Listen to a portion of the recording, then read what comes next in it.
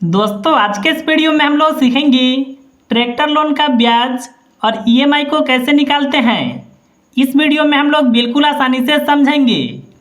जैसे यहाँ पर देखिए ट्रैक्टर का कीमत दिया हुआ है 6.5 लाख रुपए और यहाँ पर देखिए ब्याज दर है 9% वार्षिक और समय देखिए 4 वर्ष है। तो आखिर देखिए यह ट्रैक्टर का ब्याज और मंथली कितना रुपए आएगा, इसको हम लोग निकालने के लिए सीखेंगे। देखिए जब भी आप ट्रैक्टर को खरीदते हैं तो आप देखिए एक डाउन पेमेंट देते हैं। देखिए 6.5 लाख रुपए का ट्रैक्टर है ना, अगर देखिए इस पर आप 2.5 लाख रुपए डाउन पेमेंट करते हैं तो आपको देखिए 6.5 लाख में से इसको माइनस करना होगा।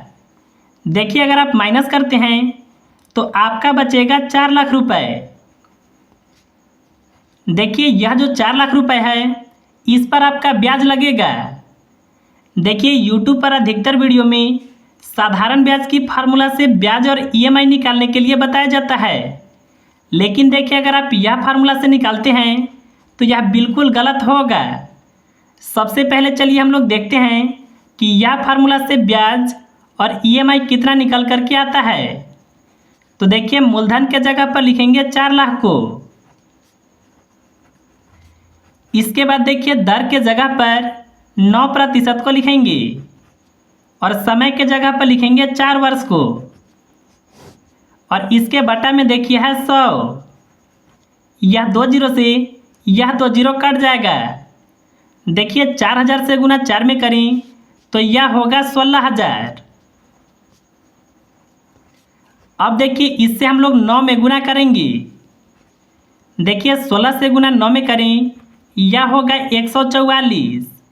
इसके अंत में 3 जीरो है तो यहाँ पर 3 जीरो लगेगा, यानी देखिए इस फार्मूला से जो ब्याज होगा वह होगा 1,44,000 रुपये।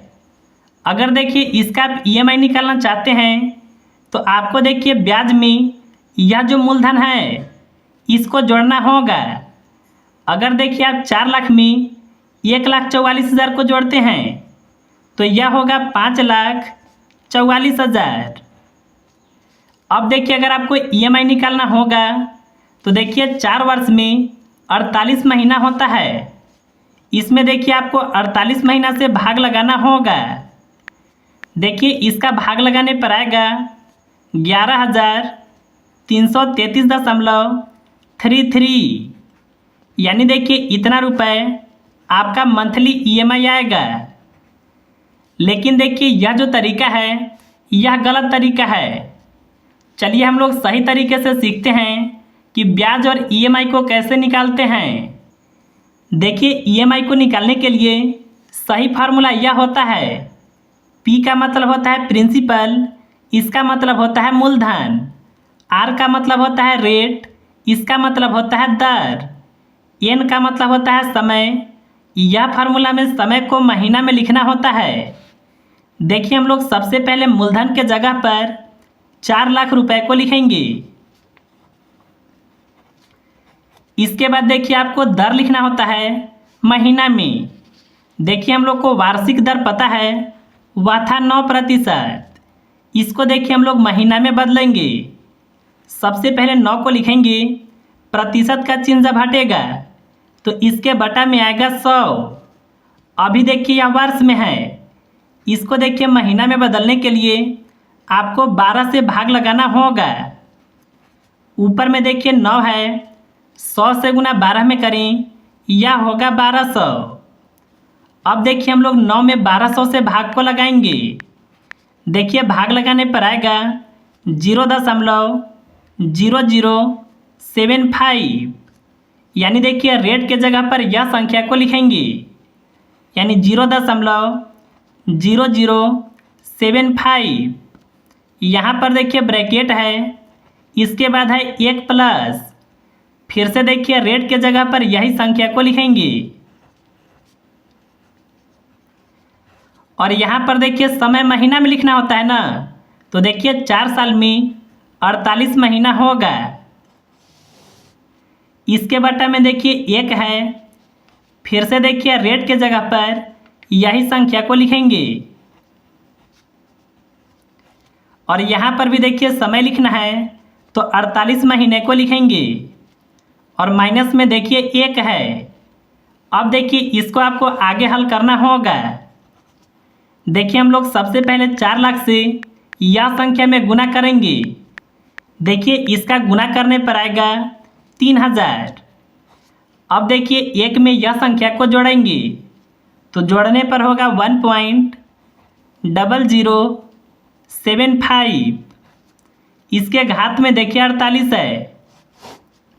यहाँ पर भी देखिए हम लोग जोड़ेंगे तो यही संख्या आएगा 1.0075। यहाँ पर भी देखिए 48 है और माइनस में है 1। अब देखिए आपको यह संख्या का 48वां घात को निकालना होगा। तो देखिए इसको निकालने के लिए आप अपने फ़ोन का कैलकुलेटर का उपयोग कर सकते हैं। सबसे पहले देखिए यह संख्या को लिखेंगे यानी 1.0075। इसके बाद देखिए आपको यह ऑप्शन पर क्लिक करना होगा।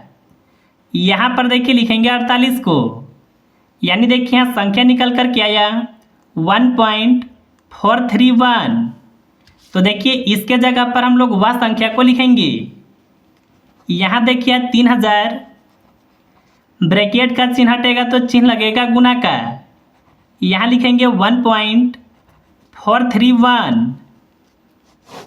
यहाँ पर भी देखिए सेम संख्या है तो इसके जगह पर आपको यही संख्या को लिखना होगा। और यहाँ पर देखिए माइनस में है 1। अब देखिए यह संख्या में से 1 को घटाएंगे तो देखिए ऊपर में जो भी संख्या है इसको हम लोग इसी तरह से लिखेंगे। देखिए यह संख्या में से अगर आप 1 को माइनस करते हैं तो आपका बचेगा 0.431। अब हम लोग दशमलव को हटाएंगे। देखिए यह दशमलव की इधर 3 संख्या है, यह दशमलव की इधर 3 संख्या है तो यह दोनों दशमलव कट जाएगा। अब देखिए हम लोग 3000 से यह संख्या में गुना करेंगे। देखिए गुना करने पर आएगा 42 93 000 और इसके बटा में है 431।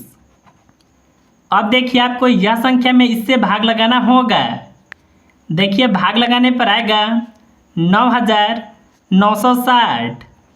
देखिए यह जो आया यह आपका मंथली ईएमआई निकल कर के आया है, यानी देखिए महीना के हिसाब से इतना रुपए देना होगा। यह देखिए बिल्कुल सही तरीका होता है। अगर देखिए आप पिछले वाले फार्मूला से निकालते हैं तो इसमें देखिए मंथली ईएमआई 11,333 रुपये आ रहा था। अगर देखिए आप यह जानना चाहते हैं कि आखिर ब्याज कितना लगेगा तो इस हिसाब से आपको 48 महीने तक देना होगा। तो देखिए यह संख्या में हम लोग 48 से गुना करेंगे। देखिए गुना करने पर आएगा 4,78,080 रुपये, यानी देखिए इतना रुपए आपको ब्याज सहित देना होगा। इसमें से 4 लाख रुपए मूलधन था ना, अगर देखिए आप मूलधन को माइनस कर देते हैं तो आपका देखिए बचेगा 78,080 रुपये, यानी देखिए 4 साल में इतना रुपए ब्याज लगेगा और मंथली ईएमआई इतना रुपए लगेगा। तो मुझे उम्मीद है कि आप बिल्कुल आसानी से समझ गए होंगे।